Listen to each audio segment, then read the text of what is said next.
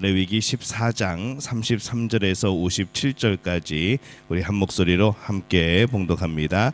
여호와께서 모세와 아론에게 말씀하여 이르시되 내가 내게 기업으로 주는 가나안 땅에 너희가 이를 때에 너희 기업의 땅에서 어떤 집에 나병 새점을 발생하게 하거든 그 집 주인은 제사장에게 가서 말하여 알리기를 무슨 색점이 집에 생겼다 할 것이요 제사장은 그 색점을 살펴보러 가기 전에 그 집안에 있는 모든 것이 부정을 면하게 하기 위하여 그 집을 비우도록 명령한 후에 들어가서 그 집을 볼지니 그 색점을 볼 때에 그 집 벽에 푸르거나 붉은 무늬 색점이 있어 벽보다 우묵하면 제사장은 그 집 문으로 나와 그 집을 이레 동안 폐쇄하였다가 이레 만에 또 가서 살펴볼 것이요 그 색점이 벽에 퍼졌으면 그는 명령하여 색점 있는 돌을 빼내어 성박 부정한 곳에 버리게 하고 또 집안 사방을 긁게 하고 그 긁은 흙을 성박 부정한 곳에 쏟아버리게 할 것이요 그들은 다른 돌로 그 돌을 대신하여 다른 흙으로 집에 바를지니라.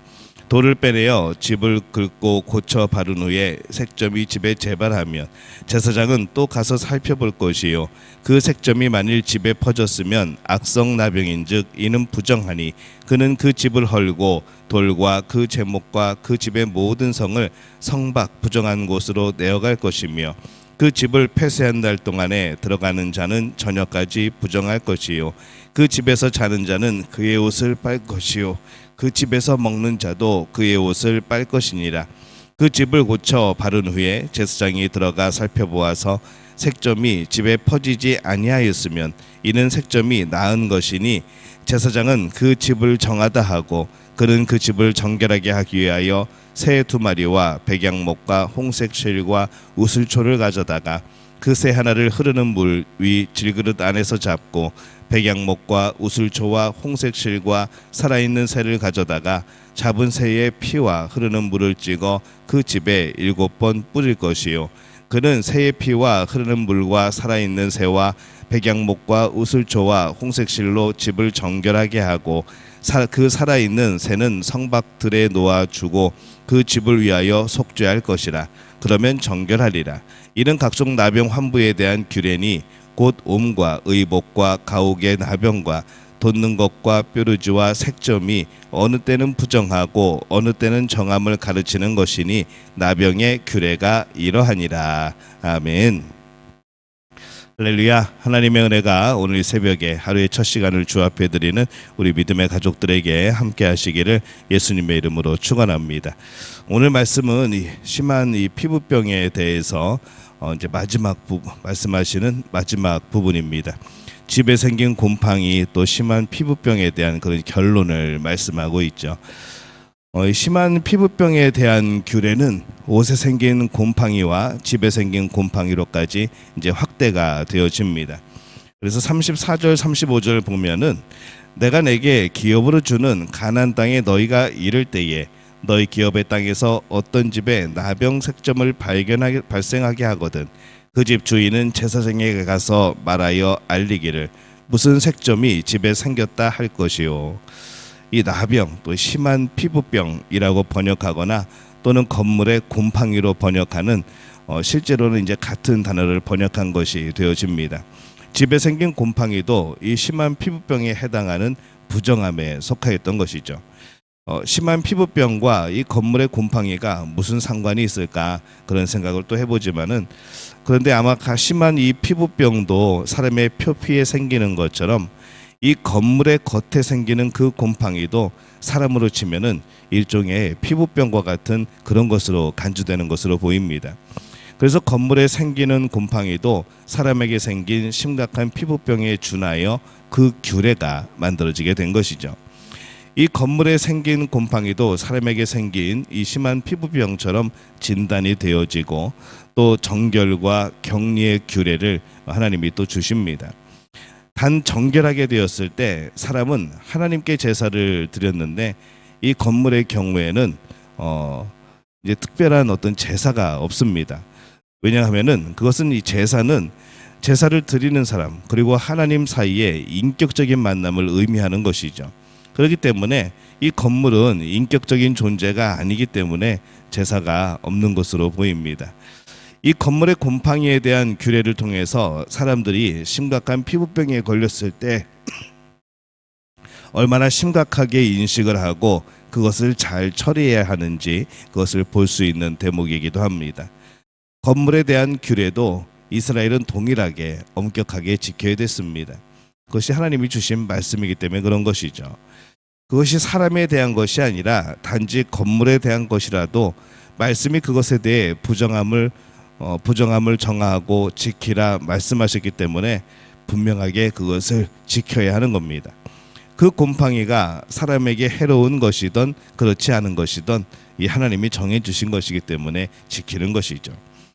집에 생긴 곰팡이에 대해서조차 엄격한 규례가 있었습니다. 그것을 통해서 그들은 하나님의 말씀을 생각하고 이 하나님의 명령을 기억하고 늘 하나님을 기억하며 살아가는 그러한 삶이었던 것이죠. 심한 피부병에 걸렸을 때에 그 병에 걸린 사람은 제사장의 진단을 통해서 이 부정한 병으로 판단이 되어지면 격리되어야 됐습니다. 여기에서 이 제사장이 하는 일은 치료가 아니라 진단인 것이죠. 이 제사장은 심한 피부병에 대해 치료하는 일은 아무것도 없었습니다. 단지 진단합니다. 병에 걸린 사람도 마찬가지입니다. 그가 할 수 있는 것은 당시에 단지 기다림뿐인 것이죠.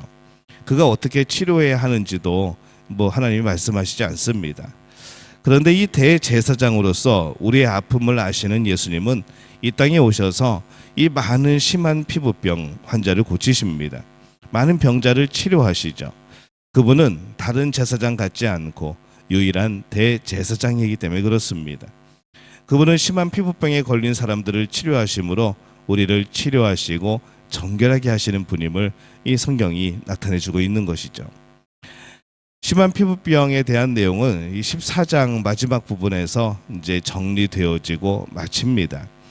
54절에서 57절에 보면은 이는 각종 나병 환부에 대한 규례니 곧 옴과 의복과 가옥의 나병과 돋는 것과 뾰루지와 색점이 어느 때는 부정하고 어느 때는 정함을 가르치는 것이니 나병의 규례가 이러하니라 이렇게 말씀을 합니다.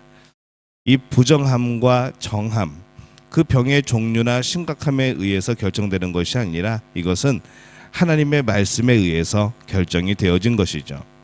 다른 것이 아니라 심한 피부병이 부정한 것이 되는 것은 하나님께서 그것을 부정하다 말씀하셨기 때문에 부정한 겁니다. 때로는 더 심각한 다른 많은 병들이 있었을 겁니다.